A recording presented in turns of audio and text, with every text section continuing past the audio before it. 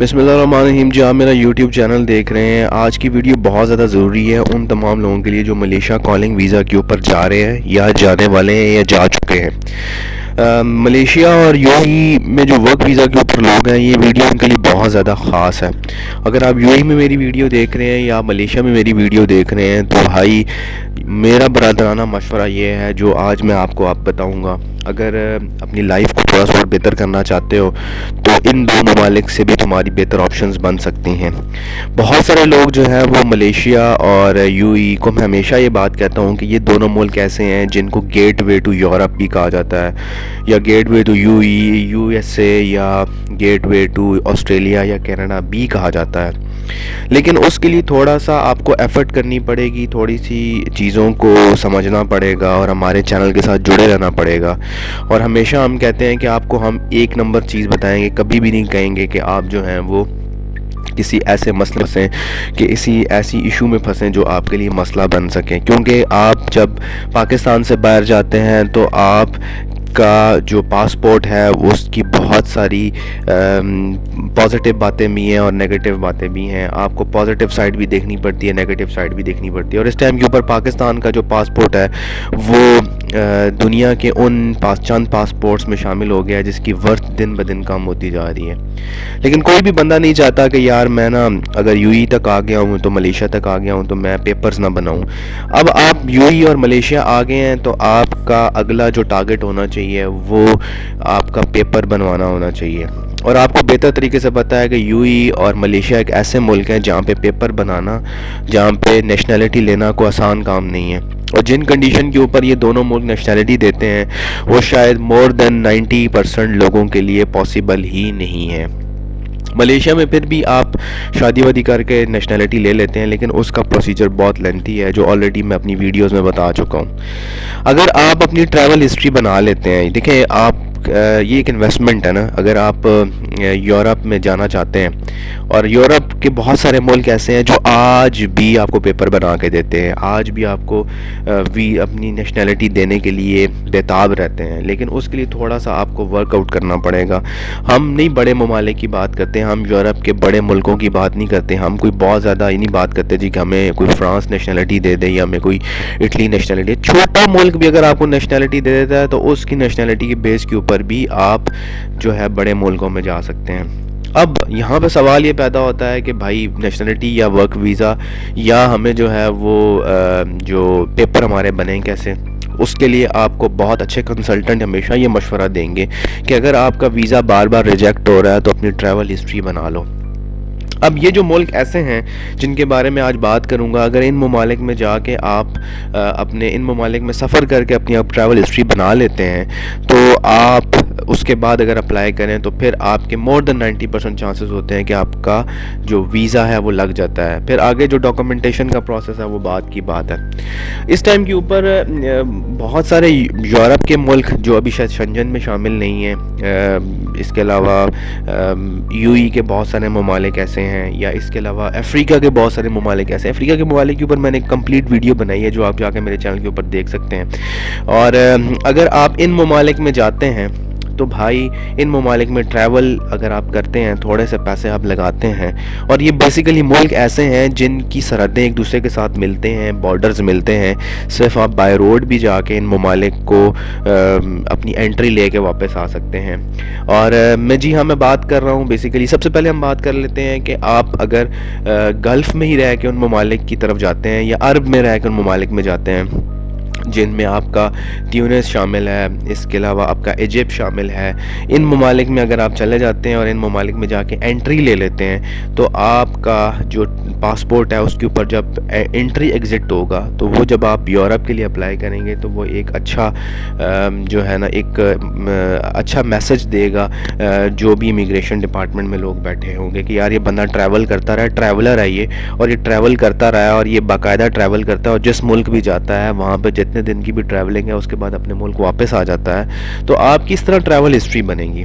اب آپ نے پلان کس طرح کرنا ہے؟ آپ نے پلان یورپ کی سائڈ کے اوپر اگر آپ نے جانا ہے تو آپ جو ہے وہ مشورہ میرا یہ ہے کہ سب سے پہلے آپ جو ہے Egypt, Tunis, Azerbaijan, Thailand, Malaysia, ان کو آپ ان کی اگر آپ کے پاس انٹری ایگزٹ ہے تو آپ ایک ایسا پلان بنائیں کہ جو ملک ایک دوسرے کے ساتھ جیسا تھائی لینڈ اور ملیشیا ساتھ ساتھ ہیں، آپ تھائی لینڈ چلے جائیں، آپ انٹری لیں واپس آ جائیں۔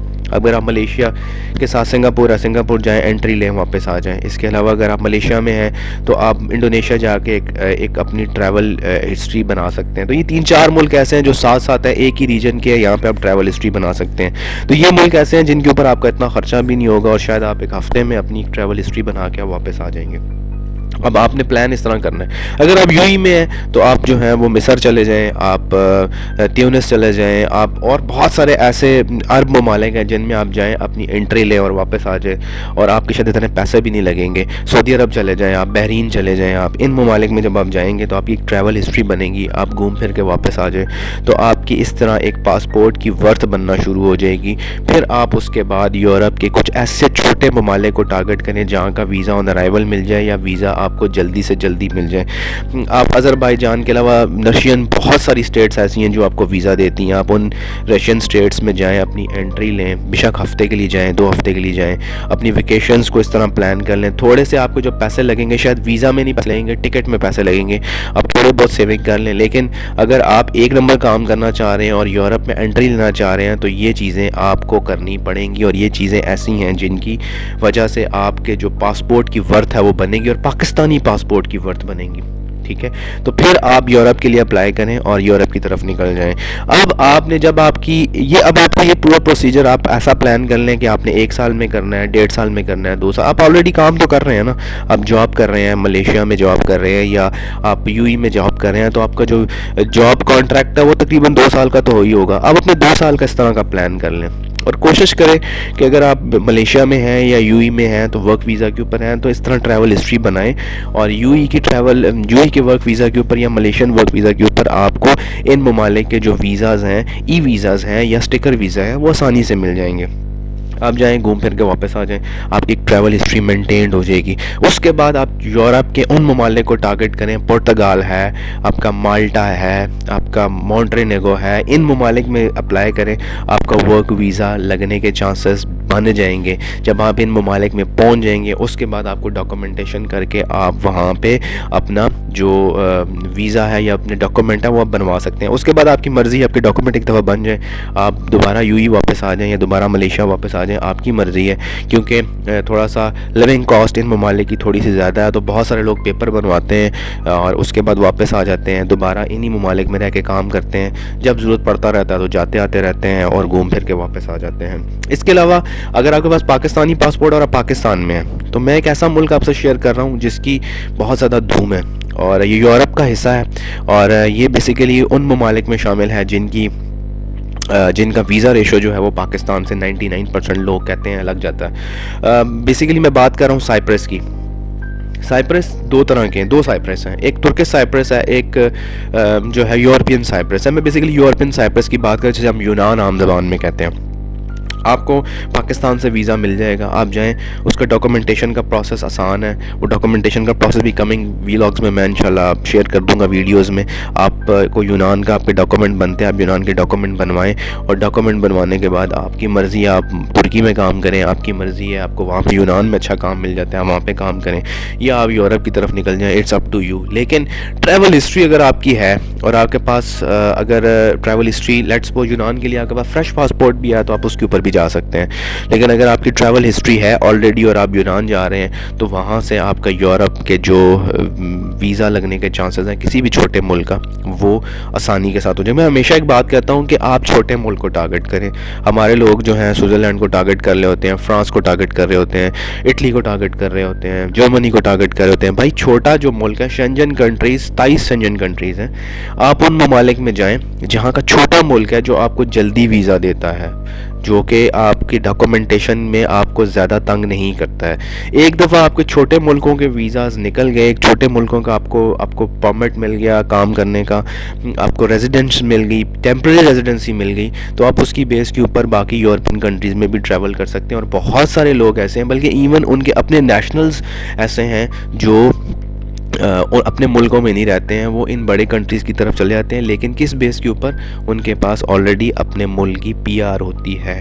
تو آپ کوشش کریں چھوٹے ملکوں کو ٹارگٹ کریں۔ پھر بھی آپ کو کوئی سوال ہے آپ ہمیں کمنٹ سیکشن میں پوچھ سکتے ہیں، ہم کوشش کریں گے آپ کو جواب دے دیں اور آپ کی ہیلپ کر دیں، ہماری کمیونٹی کی ہیلپ کر دیں۔ ہمارے پیج کو فالو کر لیں، ہمارے چینل کو سبسکرائب کر لیں اور گھنٹی کے آئیکن کو دبا لیں تاکہ آپ کو لیٹسٹ اپڈیٹس ملتی رہیں۔ ملتے ہیں جی ایک نئی ویڈیو کے ساتھ، ایک نئے ملک کے ساتھ۔ اپنا بہت خیال رکھیے گا۔ اللہ حافظ۔